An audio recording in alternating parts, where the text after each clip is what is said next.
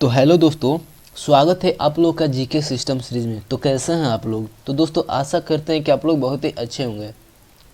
तो दोस्तों आज हम बात करने वाले हैं नवीन सर द्वारा लिए जाने वाला जीएस प्रैक्टिस सेट के बारे में, जो अवतार सीरीज है। इसका आज क्लास 8 का हैंड रिटन नोट्स का हम लोग रिवीजन करने वाले हैं। तो दोस्तों इस वीडियो का बनाने का मकसद सिर्फ एक है कि आप कहीं भी जाए तो फटाफट इसका रिवीजन कर ले। वो जो क्लास होती है वो आप लेते हैं नवीन सर 1 घंटा प्लस का, लेकिन ये जो क्लास होगी वो मात्र 10 मिनट का होगी। आप कहीं भी किसी भी एग्जाम में जा रहे हो तो मात्र 10 मिनट में पूरे क्लास का आप रिवीजन कर लेंगे। तो चलिए दोस्तों स्टार्ट करते हैं। तो दोस्तों हम लोग का पहला क्वेश्चन है, चिरौ नृत्य किस राज्य का लोक नृत्य है? ये जो चिरौ नृत्य है यह किस राज्य में मनाया जाता है? तो यह मिजोरम में मनाई जाती है, ठीक है। और यह मिजोरम का सबसे पुराना लोक नृत्य है। क्या है? तो यह मिजोरम का सबसे पुराना लोक नृत्य है। तो मिजोरम राज्य की और जो लोक नृत्य है उसको समझ लेते हैं, ठीक है।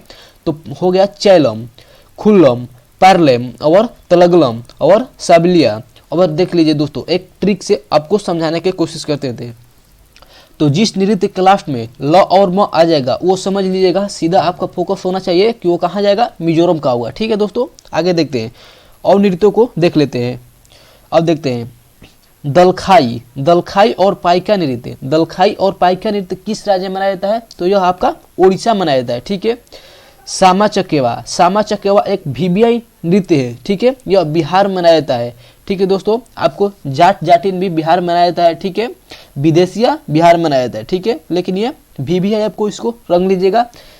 सामा चकेवा यह कहाँ मनाया जाता है? तो बिहार में मनाया जाता है, ठीक है। आगे देखते हैं 10 अवतार, 10 अवतार और झांगोर कहाँ मनाया जाता है? 10 अवतार और झांगोर कहाँ मनाया जाता है? तो आपका गोवा में। देखिए दोस्तों 10 अवतार, गोवा एक बहुत बढ़िया घूमने का जगह है, ठीक है। तो वहाँ 200 किस्म के लोग आएंगे, मतलब 10 अवतारों के लोग आएंगे, ठीक है। इसलिए आपको याद रखना है। आगे देखते हैं खेलो इंडिया यूथ गेम 2020। खेलो इंडिया जो यूथ गेम 2020 का है उसके बारे में समझते हैं, क्योंकि आज एसएससी पुराने पैटर्नों पर, पुराने जीके, जीएस और जो करेंट अफेयर्स है, पुराने करेंट अफेयर्सों पर ज़्यादा ध्यान दे रही है, ठीक है। आप लोग किसी ना एग्जाम में बैठे होंगे तो आप लोग इस बात का गौर किए होंगे। तो चलिए दोस्तों देखते हैं इसका आयोजन कहाँ हुआ था 2020 का। तो आयोजन इसका हुआ था असम गुवाहाटी में, ठीक है। और इसमें विजेता कौन था? पहले नंबर पर वो महाराष्ट्र था, ठीक है। इसमें जो उम्र सीमा थी, जो प्लेयरों की उम्र सीमा थी वो कितनी थी? तो 17 साल से लेकर 21 साल तक, ठीक है। अब देखते हैं जो पहला यूथ गेम हुआ था वो कहाँ हुआ था? तो वह दिल्ली में हुआ था। और पहला यूथ गेम कब हुआ था? तो 2018 में। और हुआ कहाँ था? तो दिल्ली में। सेकेंड जो था वो 2019 में हुआ था और महाराष्ट्र में हुआ था, महाराष्ट्र पुणे में, ठीक है। और थर्ड ये आपका 2020 का तो कहाँ हुआ था? असम गुवाहाटी में, ठीक है। 2021 में जो हुआ था यह हरियाणा के पंचकुला में हुआ था, ठीक है। और ये जो 2022 में हुआ था ये कहाँ हुआ था? तो भोपाल मध्य प्रदेश में, ठीक है। अब आगे देखते हैं। अब जो 2023 में हुआ था उसको देख लेते हैं, उसमें क्या क्या थी, मतलब उसमें जानकारी को समझ लेते हैं। तो देखिए दोस्तों 2023 का यूथ गेम, इसमें पहला स्थान जो था कहाँ का था? तो महाराष्ट्र का था, ठीक है। इसमें पहला स्थान कौन था? महाराष्ट्र का था, ठीक है। अब सेकेंड स्थान जो था वो कहाँ का था? हरियाणा का। इसका जो शुभंकर था वो कहाँ का क्या था? तो इस शुभंकर का नाम था आशा, ठीक है। और थीम क्या था? इसका थीम था हिंदुस्तान का दिल धड़का दो, ठीक है। इसका थीम क्या था? तो हिंदुस्तान का दिल धड़का दो। आगे देखते हैं जानकी प्रसाद का संबंध किस कथक के, जानकी प्रसाद का संबंध कथक के किस घराने से है? ये जो जानकी प्रसाद थे ये कथक के किस घराने से थे? तो ये थे बनारस घराना के, ठीक है। अब देखते हैं और नामी नामों को जो किस किस घराने से रखते हैं, बिलोंग करते हैं, उनको समझते हैं, क्योंकि यह बहुत ज़्यादा ही एसएससी इस पर सवाल पूछती है, ठीक है। आगे देखते हैं लच्छू महाराज, लच्छू महाराज थे कहाँ का, किस घराने से थे? तो यह लखनऊ घराने से, ठीक है। ल से लच्छू और ल से लखनऊ, इसको आप याद कर लीजिएगा ट्रिक से। पंडित कार्तिक राम यह किस घराने से थे? तो यह रायगढ़ घराने से थे। पंडित कार्तिक राम, रा से राम और रा से रायगढ़, ठीक है। इसको भी आप इजीली याद कर सकते हैं। किशोरी अमोनकर, किशोरी जो अमोनकर थे वह किस घराने से थे? तो यह जयपुर घराने से थे, ठीक है। अब दोस्तों देख लेते हैं बनारस घराने से और कुछ नामी नाम, ठीक है, उसको समझ लेते हैं और इजीली तरीके से समझेंगे। बिस्मिल्लाह खां, बिस्मिल्लाह खां जो थे आपको बजाते थे सनाई वादक, ये डुमरांव के रहने वाले थे, ठीक है। इनका जन्म डुमरांव में हुआ था, ठीक है। और यह किस घराने से बिलोंग करते हैं, तो यह बनारस घराने से संबंध रखते हैं। ठीक है। पंडित भोलानाथ क्या बजाते हैं, तो यह पखावज बजाते हैं और यह किस घराने से संबंध रखते हैं, तो बनारस घराने से। ठीक है। आगे देखते हैं पंडित रविशंकर क्या बजाते हैं, तो सितार वादक है। ठीक है। और यह किस घराने से है, तो बनारस घराने से संबंध रखते हैं। पंडित शिव कुमार शर्मा पंडित जो शिव कुमार शर्मा थे यह किस घराने से थे, तो यह आपके थे बनारस घराने से। ठीक है। अब आगे देखते हैं दोस्तों अगला क्वेश्चन, फुटबॉल मैच में टच लाइन की अधिकतम लंबाई कितनी होती है। जो फुटबॉल मैच होता है उसमें जो एक टच लाइन होती है, ठीक है दोस्तों, उसको साइड लाइन भी कहते हैं, उसकी अधिकतम लंबाई कितनी होती है, तो उसकी अधिकतम लंबाई होती है 110 मीटर, लेकिन यह इंटरनेशनल मैचों के लिए होती है। ठीक है। और इसकी चौड़ाई कितनी होती है, तो 65 से 75 मीटर। ठीक है ना। देखिए लेकिन जो घरेलू मैच होते हैं उसमें क्या होता है, तो उसमें तो टच लाइन की लंबाई होती है, वो होती है 91 से 120 मीटर। ठीक है। और चौड़ाई कितना होती है, तो 45 से 91 मीटर लगभग। ठीक है। फुटबॉल के बारे में और कुछ समझ लेते हैं। ठीक है। ये जो फुटबॉल है इसका वजन कितना होता है, तो 396 ग्राम से लेकर 453 ग्राम के बीच होता है। ठीक है। और फुटबॉल प्लेयर्स कितने होते हैं, फुटबॉल एक टीम में कितने प्लेयर्स होते हैं, तो 11 प्लेयर होते हैं। ठीक है। फुटबॉल में 11 होते हैं, क्रिकेट में 11 होते हैं और हॉकी में भी 11 होते हैं। ठीक है। फुटबॉल का जो मैच होता है उसका टाइमिंग कितना होता है, कितने देरी का मैच होता है, तो यह जो मैच होता है वो लगभग 1.5 घंटा का होता है, यानी कि 90 मिनट का। ठीक है। और एक्सटेंडेड जो टाइम मिलता है वो कितना होता है, 120 मिनट, और इसमें जो ब्रेक मिलता है प्लेयरों को बीच में वो 15 मिनट का मिलता है। ठीक है। आगे देखते हैं दोस्तों, तो 2011 की जनगणना के अनुसार भारत की महिला साक्षरता दर कितनी थी। ये 2011 में जो जनगणना हुआ था उसकी महिला साक्षरता दर कितनी थी, तो जो वो थी महिला साक्षरता दर, तो वो थी 65.46%। ठीक है। यानी कि 65.46%। और जो पुरुष की साक्षरता दर थी वो थी 42.14%। ठीक है। और जो ओवरऑल जो साक्षरता दर थी पूरे भारत की महिला और पुरुष मिलाकर, तो वो थी 74.04%। ठीक है। अब देखिए वर्ष 1951 में साक्षरता दर कितना हुआ था, जब हमारा देश आज़ाद हुआ था और आज़ादी के बाद पहली जनगणना हुआ, तो उस टाइम जो साक्षरता दर थी भारत की वो थी 18.33%। और उसके हिसाब से आज कितना गुना बढ़ गया है साक्षरता दर, तो लगभग 4 गुना बढ़ गया है। ठीक है। लगभग कितना गुना बढ़ गया है, तो 4 गुना बढ़ गया है। अब देखते हैं अंतर्राष्ट्रीय साक्षरता दिवस। ये जो अंतर्राष्ट्रीय साक्षरता दिवस है यह कब मनाया जाता है, तो 8 सितंबर को। ठीक है। अब देख लेते हैं आगे, किस शास्त्रीय नृत्य का मूल रूप से सादिर अट्टम के नाम से जाना जाता है। किस शास्त्रीय नृत्य का अन्य नाम है सादिर अट्टम, मतलब उसको सादिर अट्टम के नाम से भी जाना जाता है। सॉरी दोस्तों, तो ये हो जाएगा भरतनाट्यम। एक ट्रिक बताते हैं दोस्तों, ये देखिए इसमें है सादिर अट्टम। ठीक है। सादिर अट्टम है और इसमें भी नाट्यम है, मतलब इससे आप रिलेट कर वहाँ पर टिक लगा दीजिएगा। ठीक है। अपने एग्जाम में तो देखिए, तो चलिए दोस्तों ये कहाँ का शास्त्रीय नृत्य है, तो यह तमिलनाडु का शास्त्रीय नृत्य है और यह सबसे पुराना शास्त्रीय नृत्य है। इसको शास्त्रीय नृत्य में कब शामिल किया गया था, तो 1932 में। ठीक है। और यह लगभग 2000 साल पुराना शास्त्रीय नृत्य है। ठीक है। आगे देखते हैं हम, किस अधिवेशन में कांग्रेस का द्वितीय विभाजन हुआ, तो जो किस अधिवेशन था उसमें कांग्रेस का द्वितीय विभाजन हुआ, तो यह आपका था दिल्ली अधिवेशन 1918। ठीक है।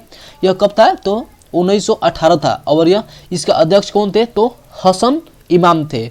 और जो पहला विभाजन हुआ था वो कब हुआ था, तो 1907 में हुआ था। ठीक है। और उसका अध्यक्ष कौन थे, तो रास बिहारी घोष थे। ठीक है। और वो सूरत में अधिवेशन हुआ था। और जब कांग्रेस का उस टाइम कांग्रेस नरम दल और गरम दलों में बट गई थी, और यह नरम और गरम दल और मुस्लिम लीग की जो मिलन थी वो कब थी, तो 1916 में लखनऊ अधिवेशन। ठीक है।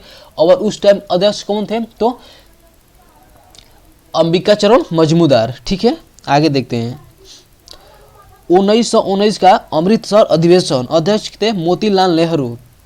जब जलियांवाला बाग हत्याकांड हुआ था तो वो अधिवेशन कब हुआ था, तो अमृतसर में हुआ था। ठीक है। और जलियांवाला बाग हत्याकांड भी अमृतसर में हुआ था। कब हुआ था, तो 13 अप्रैल 1919 को हुआ था। ठीक है। अब देखते हैं 1920 नागपुर अधिवेशन, ठीक है। इसका अध्यक्ष कौन थे? तो सी विजय राघवाचारी थे, ठीक है ना। 1907 ये आपको समझा दिया है कि 1907 में सूरत अधिवेशन, रास बिहारी घोष और नरम दल और गरम दल में कांग्रेस विभाजित हो गई थी, ठीक है। 1916 लखनऊ अधिवेशन, इसका अध्यक्ष थे अंबिकाचरण मजमूदार। आगे देखते हैं अब। भारतीय राष्ट्रीय कांग्रेस की प्रथम महिला जिसने कांग्रेस अधिवेशन को संबोधित किया। भारतीय राष्ट्रीय जो कांग्रेस थी इसकी प्रथम महिला कौन थी जिसने कांग्रेस अधिवेशन का संबोधित किया था? तो आपकी थी कदम्बनी गांगुली, ठीक है। और यह भारत की पहली ग्रेजुएट फीमेल थी। ये क्या थी? तो भारत की पहली ग्रेजुएट क्या थी? तो महिला थी, ठीक है। आगे देखते हैं। कांग्रेस के किस अधिवेशन में सभी सदस्यों को खादी वस्त्र पहनना अनिवार्य कर दिया गया? तो कांग्रेस का किस अधिवेशन हुआ उसमें सभी सदस्यों का हुआ कि मतलब आप खादी कपड़ा ही पहन कर आएंगे, ठीक है। कुछ भी पहनकर आप इस अधिवेशन में भाग नहीं ले सकते। कब कर दिया गया? तो गुवाहाटी अधिवेशन असम में हुआ था और 1926 में हुआ था। इसका अध्यक्ष कौन थे? तो श्रीनिवास अयंगर थे। अध्यक्ष कौन थे? तो श्रीनिवास अयंगर थे, ठीक है। गया अधिवेशन, गया अधिवेशन कब हुआ था? तो 1922 में और इसका अध्यक्ष कौन थे? तो CR दास थे, ठीक है। आगे देखते हैं। कराची अधिवेशन, कराची अधिवेशन कब हुआ था? तो 1931 में और वल्लभ भाई पटेल इसका अध्यक्षता कर रहे थे, ठीक है। आगे देखते हैं। अपराधों को दोष सिद्ध के संबंध में सुरक्षा प्रदान करता है कौन सा आर्टिकल? अपराध कर देते हैं और जब तक आपका दोष सिद्ध नहीं हो जाता तब तक आपको कोई अपराधी घोषित नहीं करेगा, तब तक यह किस आर्टिकल में है? तो आर्टिकल 20 में है, ठीक है। प्राण एवं दैहिक स्वतंत्र, आपको जीने का अधिकार किस आर्टिकल में लिखा गया है? तो आपका जीने का अधिकार किस में है? तो आर्टिकल 21 में।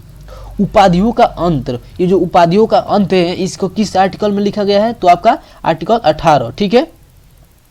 आगे देखते हैं। उपाधियों का अंत और छुआछूत से अंत मतलब अस्पृश्यता का अंत किस में है? तो आर्टिकल 18 में। मूल अधिकारों का परिभाषा, ये जो मूल अधिकार है उसका परिभाषा किस आर्टिकल में लिखा गया है? तो आर्टिकल 12 में लिखा गया है, ठीक है। मौलिक अधिकारों के साथ असंगत कानूनों से संबंध, ये किस आर्टिकल में है? तो यह है आर्टिकल में मतलब 13 में। मतलब आर्टिकल 13 में लिखा है कि अगर दूसरे का आपका मूल अधिकार किसी दूसरे का मूल अधिकार का मतलब हनन करता है तो आपके मूल अधिकार पर प्रतिबंध लगा सकता है, ठीक है। आपके मूल अधिकार को मतलब कम किया जा सकता है। और आर्टिकल 21 के ए में इसमें शिक्षा संबंधी लिखा गया है, ठीक है, जोड़ा गया था 86वां संविधान संशोधन 2002 में, ठीक है। अब देखते हैं। राइट टू एजुकेशन एक्ट, ये शिक्षा का अधिकार अधिनियम कब आया था? तो आया था ये आपका 2009 में, लेकिन लागू कब हुआ? तो 2010 में लागू हो गया, ठीक है। राइट टू इंफॉर्मेशन, ठीक है, RTI एक्ट कब आया था? राइट टू इंफॉर्मेशन मतलब जानकारी का अधिकार कब आया था? तो 2005 में। और लागू कब हुआ? तो 12 अक्टूबर 2005 को यह लागू हो गया, ठीक है। आगे देखते हैं दोस्तों। अगर आप लोग नए हैं तो चैनल को जरूर सब्सक्राइब कीजिए ताकि हमारा हौसला बन सके और आप लोगों के लिए ऐसे हैंड रिटन नोट्स लाते रहे, ठीक है दोस्तों। तो चलिए दोस्तों आगे देखते हैं। लोकटक झील, लोकटक झील किस राज्य में है? तो ये लोकटक जो झील है ये कहाँ है? तो मणिपुर में है, ठीक है। अब देखते हैं। सांभर झील, सांभर झील आपका कहाँ है? तो राजस्थान में, ठीक है, आप याद रखिएगा। बड़ा पानी झील, बड़ा पानी झील कहाँ है? तो मेघालय। अब देखिए बड़ा पानी मतलब मेघालय, मेघालय आ रहा है ना, मेघ मतलब बादल, ठीक है, और बड़ा पानी, पानी आ रहा है इसमें और मेघालय आ रहा है, तो आप इसको याद कर सकते हैं। भीमताल, भीमताल कहाँ है? तो उत्तराखंड में है, ठीक है दोस्तों। आगे देखते हैं। भारत की सबसे बड़ी मीठे पानी की झील कौन है? तो सबसे जो मीठे पानी की झील है भारत की वो है बुलर झील। कहाँ स्थित है? तो जम्मू कश्मीर में स्थित है आपका, ठीक है। और जो खारे पानी की झील है सबसे बड़ी झील है वो कहाँ है? चिल्का झील, और कहाँ है? तो उड़ीसा में है, ठीक है।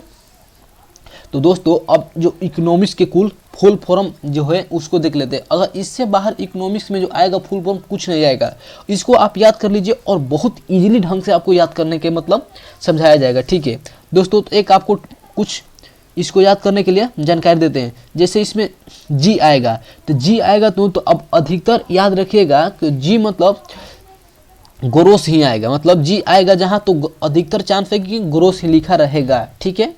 तो आप समझते हैं। देखिए जैसे GNP का फुल फॉर्म, तो GNP का फुल फॉर्म समझते हैं, और P आएगा तो प्रोडक्ट आएगा, ठीक है। और N आएगा ना तो मतलब आप समझ लीजिएगा कि मतलब नेट आएगा या नेशनल आएगा, ठीक है। बस यही आपको दो को याद करना है, नेट या नेशनल N से, और P से आपका प्रोडक्ट होगा और G से ग्रोस होगा अधिकतर जगह पर, ठीक है। तो अब देखते हैं इसका क्या हुआ, GNP, इसका फुल फॉर्म क्या हुआ, तो ग्रोस नेशनल प्रोडक्ट, मतलब क्या आएगा, ग्रोस और N से नेशनल और P से प्रोडक्ट, ठीक है। NNP इसको समझते हैं, तो देखिए नेट नेशनल प्रोडक्ट, ठीक है ना, नेट नेशनल प्रोडक्ट, और NDP नेट डोमेस्टिक प्रोडक्ट, ठीक है। आगे देखते हैं GDP, इसका फुल फॉर्म क्या होगा, तो आपका ग्रोस डोमेस्टिक प्रोडक्ट, ठीक है। आगे देखते हैं और GNI आ गया, तो इसका देखते हैं, तो ग्रोस नेशनल इनकम, ये ग्रोस नेशनल इनकम हो गया इसका फुल फॉर्म। GDPFC इसका देखते हैं, तो मतलब GDP का तो आपको बता दिए कि क्या होगा, तो ग्रोस डोमेस्टिक प्रोडक्ट होगा, और इसके आगे जोड़ दीजिएगा F और C, क्या देखिए gross domestic product at factory cost, ठीक है, फैक्टर कॉस्ट। हम देखते हैं GVA का full form, gross value added, क्या होगा, ग्रोस वैल्यू एडेड, और NVA इसका क्या होगा, तो नेट वैल्यू एडेड। अब देखते हैं हवा या गैस की आर्द्रता मापने के लिए किस उपकरण का प्रयोग किया जाता है। ये जो हवा होती है और गैस होती है, इसका जो हम आर्द्रता मापते हैं वो किस उपकरण द्वारा या किस मशीन द्वारा मापते हैं, उसी का नाम बताना है। तो ठीक है, इसको हम कहते हैं हाइग्रोमीटर। हाइग्रो, हवा मतलब हाइग्रोमीटर, ठीक है। अब देखते हैं द्रव की घनत्व, ये द्रव होता है, इसका घनत्व किस यंत्र द्वारा मापा जाता है, तो इसका हो जाएगा हाइड्रो। हाइड्रो जहाँ होगा वहाँ का होगा तो द्रव की घनत्व है। वाहन की गति, जो गाड़ी है इसकी गति किससे मापते हैं, तो स्पीडोमीटर से, ठीक है। स्पीड मतलब बोलते हैं ना कि स्पीड ढेर मत चलाइए बब्बू, ठीक है, यही हो जाएगा, तो स्पीडोमीटर। हवा का वेग, हवा का वेग किस यंत्र द्वारा मापा जाता है, तो एनीमोमीटर, ठीक है। क्या होता है, एनीमोमीटर। आगे देखते हैं सूर्य की किरण की तीव्रता, ये जो सूर्य की किरण होती है इसकी तीव्रता मापते हैं किस यंत्र से, तो एक्टियोमीटर से इसका तीव्रता मापते हैं। स्वयं वाहन की गति किससे मापते हैं, तो ओडोमीटर से, ठीक है। स्वयं अपनी मतलब जो वाहन होती है, गाड़ी अपनी ही थी, मतलब अपनी चाल मतलब अपनी गति किससे मापती है, तो ओडोमीटर से, ठीक है। अब देखते हैं दाब किससे मापते हैं, तो बैरोमीटर से, ठीक है। अगर आप किसी से बैर करेंगे तो आपको दाब देगा, सीधा ट्रिक है कि आप किसी से बैर कीजिएगा तो दाब देगा, ठीक है। समुद्र गहराई फैदोमीटर। आगे देखते हैं, तो दोस्तों यहाँ पर है कि रक्त के बारे में। रक्त क्या है, तो रक्त एक तरल संयोजी ऊतक होता है, ठीक है। रक्त क्या होता है, तरल संयोजी ऊतक होता है। रक्त ग्रुप का खोज किसने किया था, ये जो रक्त का ग्रुप है A B positive, O negative, इस सब का खोज किसने किया था, तो लैंड स्टेनर ने किया था, ठीक है। लेकिन रक्त परिसंचरण की खोज किसने किया था, तो विलियम हार्वे ने किया था, ठीक है। ये जो रक्त का पीएच मान होता है वो कितना होता है, तो 7.4 होता है, ठीक है। आगे देखते हैं, तो दोस्तों आपका होता है 0 से 14 तक होता है, तो इसमें समझते हैं, देखिए अगर 7 से कम रहेगा, ठीक है, तो इसको कहते हैं हम क्षारीय रहेगा, ठीक है। और 7 से ज़्यादा रहेगा तो इसको कहते हैं अम्लीय, और बीचों बीच रहेगा 7 रहेगा तो उसको क्या कहते हैं, उदासीन, ठीक है। अब देखते हैं ए बी पॉजिटिव, इसको क्या कहते हैं, मतलब ये किसी से भी रक्त ले सकता है, ठीक है। ये मतलब ए बी जो पॉजिटिव का जिसका ब्लड रहेगा वो किसी भी ब्लड को एक्सेप्ट कर लेगा, मतलब अपने में ले लेगा, ठीक है। और ओ निगेटिव, या किसी को भी अपना ब्लड दे सकता है, किसी भी ग्रुप के मतलब ब्लड जो रहेगा उसमें इसका एडजस्ट हो जाएगा, ठीक है। और देखते हैं रक्त किन चीज़ों से मिलकर बना है उसको समझते हैं, तो इससे बना है 4 चीज़ों से मिलकर, ठीक है। WBC व्हाइट ब्लड सेल इसका फुल फॉर्म हो गया, ठीक है। इसका कार्यकाल मात्र रहता है WBC का 4 से 6 दिन, मतलब 1 वीक तक रहता है, ठीक है। RBC रेड ब्लड सेल, इसका कार्यकाल लगभग आपको रहता है 4 मंथ तक, यानी कि 120 दिन तक। प्लेटलेट्स रहता है, उसके बाद प्लाज्मा, और 4 चीज़ों से आपका रक्त बना होता है, ठीक है। आगे देखते हैं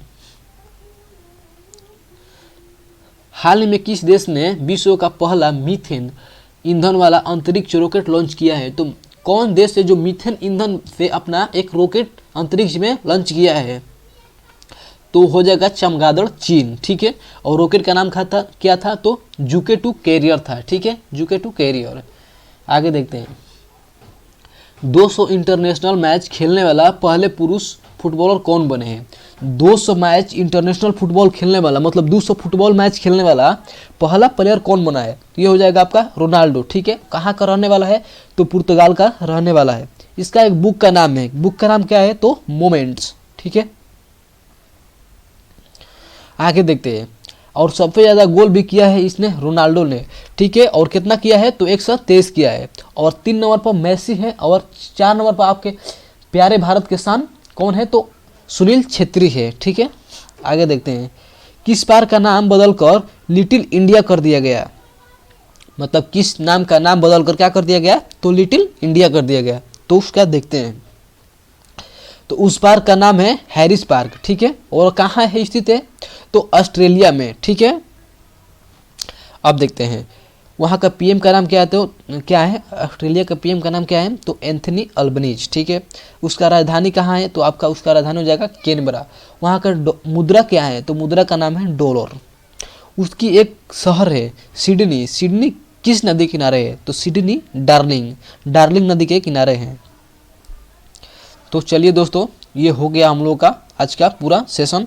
तो दोस्तों, ये वीडियो आप लोगों को कैसा लगा आप लोग कमेंट में ज़रूर बताइएगा। और दोस्तों, ऐसे ही लगातार वीडियो आपको टाइम आ जाएगा हर क्लास का नोट्स, ताकि आप एग्ज़ाम में जाने से पहले 1 घंटे में लगभग 4 से 5 वीडियो देख ले और रिवीजन कर ले पूरा अपना। ठीक है, तो चलिए दोस्तों, मिलते हैं फिर अगले वीडियो में। तब तक के लिए जय हिंद। दोस्तों, अगर आप लोग नए हैं तो अपने दोस्तों के पास भी शेयर कर दीजिए और चैनल का भी सब्सक्राइब जरूर कर दीजिएगा।